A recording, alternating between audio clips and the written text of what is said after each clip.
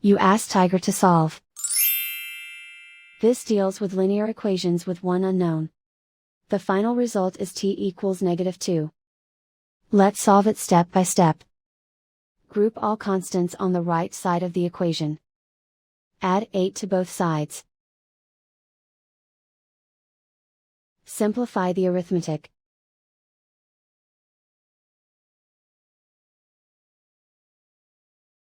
Isolate the t. Divide both sides by 5. Simplify the fraction. Find the greatest common factor of the numerator and denominator. Factor out and cancel the greatest common factor.